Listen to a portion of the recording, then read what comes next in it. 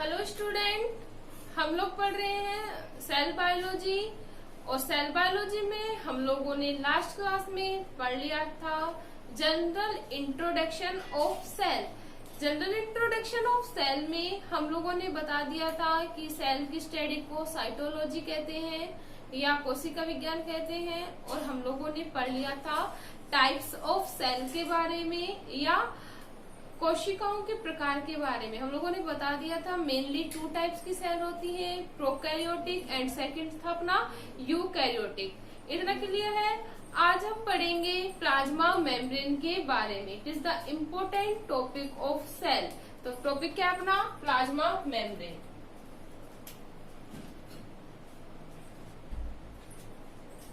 Plasma membrane, जो plasma membrane है हम इसे हिंदी में बोल सकते हैं प्लाज्मा झिल्ली। क्या होती है प्लाज्मा झिल्ली? तो सबसे इम्पोर्टेंट बात है, जो प्लाज्मा झिल्ली जो होती है कोशिका के चारों ओर एक झिल्ली नुमा आवरण पाया जाता है, उसे ही क्या कहते हैं प्लाज्मा मेम्ब्रेन। हिंदी मतलब हम लोग बोल सकते हैं कोशिका के चारों ओर के आवरण को या झिल्ली नुमा संरचना को क्या कहते हैं प्लाज्मा मेम्ब्रेन। जो प्लाज्मा मेम्ब्रेन है सभी जीवित जीवों में, इसमें सभी जीवित जीवों में पाई जाती है। पादप की अगर हम बात करें तो पादपों में कोशिका झिल्ली या प्लाज्मा झिल्ली नहीं पाई जाती। प्लाज्मा मेम्ब्रेन के स्थान पर मोस्टली जो प्लांट में पाई जाती है वो पाई जाती है सेल वॉल। क्या पाई जाती है? सेल वॉल पाई जाती है। जो सेल वॉल होती है वो डेड ऑर्गेनिक मैटर से बनी हुई होती है, जैसे सेल्यूलोज, पैक्टिन आदि की बनी हुई होती है। जबकि जो प्लाज्मा मेम्ब्रेन है वो लिपिड और प्रोटीन से मिलकर बनी होती है। इतना क्लियर है। नेक्स्ट अगर हम बात करें कोशिका कला को सबसे पहले बताया था या सेल मेम्ब्रेन के बारे में सबसे पहले बताया था नागेली तथा क्रेमर ने। सेल मेम्ब्रेन का नाम किसने दिया? कोशिका कला या सेल मेम्ब्रेन। फर्स्टली नाम दिया गया वो दिया था नेगेली, दो वैज्ञानिक थे नेगेली और वे क्रेमर द्वारा। नेगेली व क्रेमर द्वारा इसे सेल मेम्ब्रेन नाम दिया गया। ठीक है। नेक्स्ट अगर हम बात करें जो प्लाज्मा झिल्ली है उसकी विशेषताएं। किसकी? प्लाज्मा मेम्ब्रेन की विशेषताओं की अगर हम बात करें तो जो प्लाज्मा झिल्ली है वह पतली व सजीव झिल्ली है। कैसी झिल्ली है? पतली और सजीव झिल्ली है, जिसमें छोटे छोटे छिद्र पाए जाते हैं। क्या पाए जाते हैं? छोटे छोटे छिद्र पाए जाते हैं। छिद्रों का क्या काम होगा? सिंपल सी बात है, पोर प्रेजेंट है, ये ट्रांसपोर्ट का काम करते हैं। किस काम? मटेरियल के ट्रांसपोर्ट का कार्य करते हैं। दूसरी अगर इम्पोर्टेंट कैरेक्टरिस्टिक की अगर हम बात करें तो दूसरी इम्पोर्टेंट कैरेक्टरिस्टिक्स प्लाज्मा मेम्ब्रेन की यह है कि ये सेलेक्टिव परमिएबल है। कैसी है? पहली तो क्या हो गई?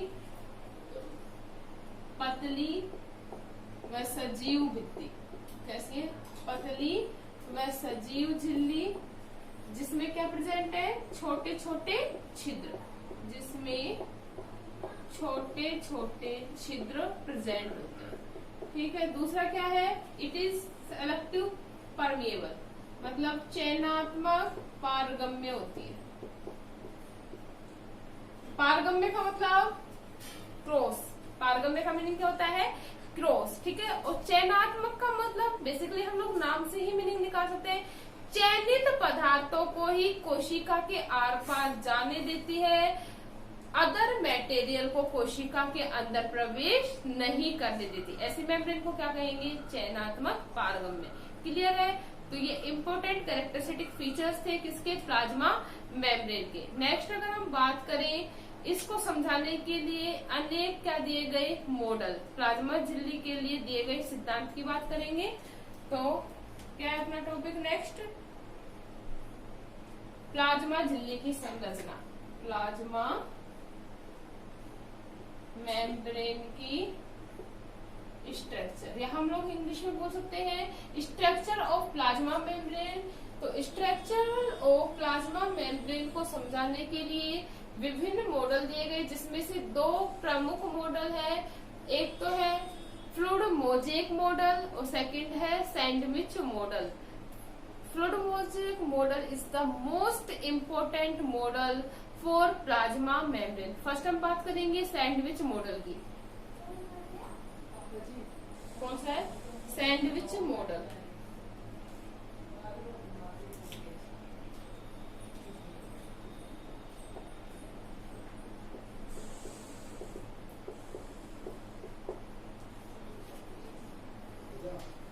यह जो मॉडल था वो दिया, इसका प्रतिपादन किया डैनियल और डेवसन ने। डैनियल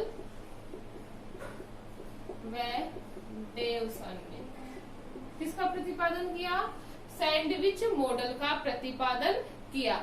इन्होंने जो मॉडल दिया वो रॉबर्टसन के मॉडल, मतलब हम लोग बोल सकते हैं वैसे तो प्लाज्मा मेम्ब्रेन के लिए अनेक मॉडल दिए गए, ठीक है, जैसे सिंगल लेयर मॉडल, बहुत सारे मॉडल दिए गए, लेकिन जो मुख्य थे वो उनके बारे में पढ़ेंगे हम लोग। एक तो था सैंडविच मॉडल और सेकंड था अपना फ्लूइड मोजेक मॉडल। तो हम बात करें फर्स्ट सैंडविच मॉडल। जो सैंडविच मॉडल था वो रॉबर्टसन के मॉडल के अनुरूप ही था। इन्होंने बताया कि जो प्लाज्मा मेम्ब्रेन होती है वो 3 लेयर्ड होती है। कैसी होती है?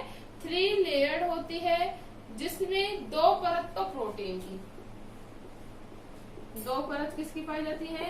प्रोटीन की, व 1 परत किसकी पाई जाती है? लिपिड या वसा की। लिपिड या वसा की। We all know that sandwich हम लोगों ने देख रखा है। सैंडविच क्या होता है? 2 ब्रेड के बीच में क्या होता है? मसाला। इसी प्रकार 2 प्रोटीन की परत के मध्य में क्या प्रेजेंट होता है? लिपिड या वसा प्रेजेंट होती है। किसके? ये कौन सा मॉडल है अपना? Sandwich model. क्लियर है? सैंडविच के नाम से हो गया क्लियर। 2 परत किसकी पाई जा रही है? प्रोटीन की, और 1 परत किसकी पाई जा रही है? वसा की। जिसमें जो प्रोटीन परत होती है इस प्रकार से होती है, ये जैसे प्रोटीन परत, ये तो भारी प्रोटीन हो गई, और इसमें ये क्या हो गया? वसा।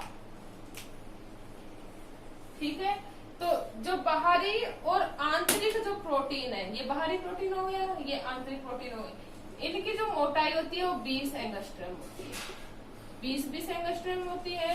जबकि जो मध्य की जो परत है उसकी मोटाई होती है 35 एंगस्ट्रम। कितनी होती है भाई? 35 एंगस्ट्रम होती है। इस प्रकार जो टोटल जो मोटाई होगी प्लाज्मा मेम्ब्रेन की वो होती है 75 एंगस्ट्रम। कितनी होती है? 75। 20, 20, 40 प्लस 35 कितनी हो गई भाई? 75। तो उन्होंने बताया कि मध्य वाली परत ज्यादा मोटी होती है, बाहरी और आंतरिक। इसे ऊपर वाली परत को बाहरी प्रोटीन की लेयर बताया गया और नीचे वाली परत को आंतरिक प्रोटीन लेयर बताया गया। बीच वाली जो परत है वो वसा की बनी हुई है, उसकी जो मोटाई है या जो थिकनेस वो कितनी होती है? 35 एंगस्ट्रम। इतना क्लियर है? जो बाह्य व आंतरिक प्रोटीन होते हैं वो होते हैं तंतुमय। किस प्रकार के होते हैं? तंतुमय होते हैं। ये जो तंतुमय प्रोटीन होते हैं इनका मेन फंक्शन होता है प्लाज्मा मेम्ब्रेन को फ्लेक्सिबिलिटी प्रोवाइड करना। क्या करना? फ्लेक्सिबिलिटी प्रोवाइड करना, या फिर हम लोग बोल सकते हैं लचीलापन प्रदान करने का कार्य करते हैं। ठीक है, तो बाह्य व आंतरिक प्रोटीन बड़े व तंतुमय होते हैं, ठीक है, जो लचीलापन प्रदान करने का कार्य करते हैं। जबकि अगर हम बात करें फॉस्फोलिपिड की, तो जो फॉस्फोलिपिड होते हैं वो किस भाग में पाए जा रहे हैं? मध्य भाग में।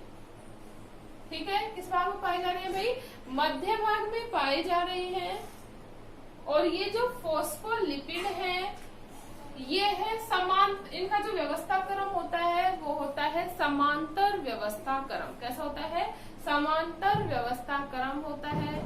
देखो हर चीज के पीछे रीजन होता है, हम लोगों ने बताया कि तंतुमय होते हैं। रीजन क्या है? जिससे फ्लेक्सिबिलिटी मिले प्लाज्मा मेम्ब्रेन को। ये समानांतर अरेंजमेंट होती है किसकी? फोस्फोलिपिड की। ये क्या है? फोस्फोलिपिड। रीजन क्या है?